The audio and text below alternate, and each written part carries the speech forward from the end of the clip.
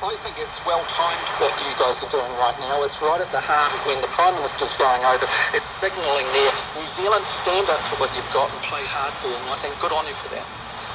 Yeah, that's right. We're asking to hold the line, and it's more than just the naming here. It's actually opening our market as trade-free to let these products in without tariffs. Whereas when we go to send product to the EU, I mean, we've sent Windsor Blue, our product into Paris. Yeah. Got held at the border. There's 40% tariffs. There's, you know, like major. You're basically going into, like, we're trying to sell ice there. You know, you're going into. We've got a leading advantage in flavour. However, they make it so hard to compete over there that it's literally too hard. So there isn't a bargaining chip when it comes to spec keys of the reciprocal deal into Europe. That doesn't count. We've got to protect our New Zealand producers. We've got to protect our New Zealand market, and we shouldn't be being sold out for the benefit of commodity products going into Europe.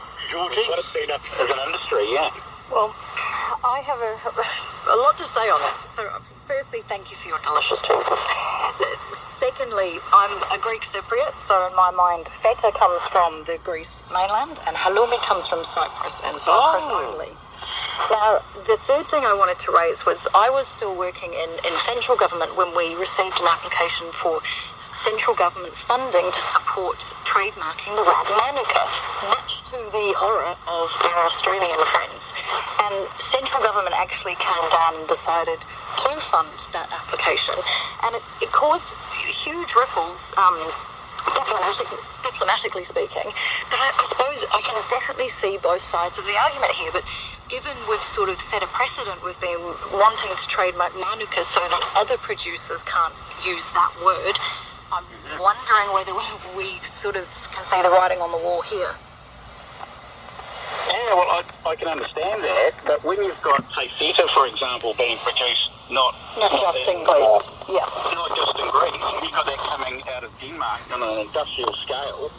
Those guys are wanting to get it onto the shelves with a competitive advantage wherever they can in the world. And that's why we've got to protect our own market, and I think that's what's got to be weighed up in these negotiations is business is tough at the moment, and the last thing we want is making it tougher by opening our borders to products flowing in. I think we can be creative and get our own names, and sure, we've got established brands and we've got established understanding of what this product is. But when that gets combined with saying, well, you can come in tariff-free and you've got monopoly on the name, oh, don't worry about the New Zealand producers. They'll just end up being, pushed aside. That's not fair play. Okay, Simon, kia ora. All the best for that. That's Simon Berry there from Whitestone Cheeses in Wanneroo. It is 15:05. The panel in Z National. By the way, someone says, no, we'll talk about what Rob Muldoon's favourite flower was. Can you guess? Text me 2101. It was very, very specific. We talked about it a lot on Radio Pacific. Anyway, if you wake up early enough, you might be lucky enough to see the Matariki Star Cluster. While we are celebrating the whole day on Friday, Matariki can be visible for 8 days around this time of year. However, it does depend on the conditions, such as your location and the amount of light pollution.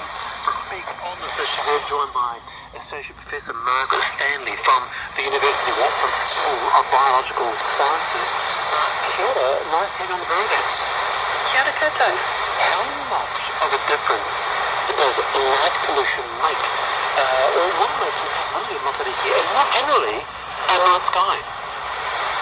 Yeah, well, we've definitely, particularly in Auckland where we've measured it, are well over the threshold of light pollution. And we've mapped that across Auckland and can show it spilling over right into our natural bush areas and to our marine environment. So it's really hit that threshold, and we also know that unfortunately the lunar cycle is being partially masked by light pollution in Auckland. So that's got huge ramifications for all organisms that rely on that lunar cycle, including us, and of course for the Māori lunar calendar, the Maramataka. This issue was what raised my attention some years ago when I went to Tecsun and went up to Mount John Observatory to observe the stars in all their glory. And what I saw there was nothing short of extraordinary. It was like someone splashed a glass of milk right across the night sky, and there was a... The landscapes, for example, had downward shades. Is this a growing movement to actually be more aware of the light that is coming from our cities and towns? Yeah, and I think that's a really good point, because we get so used to, in the cities, not seeing the stars as we should, that we get a bit blasé about it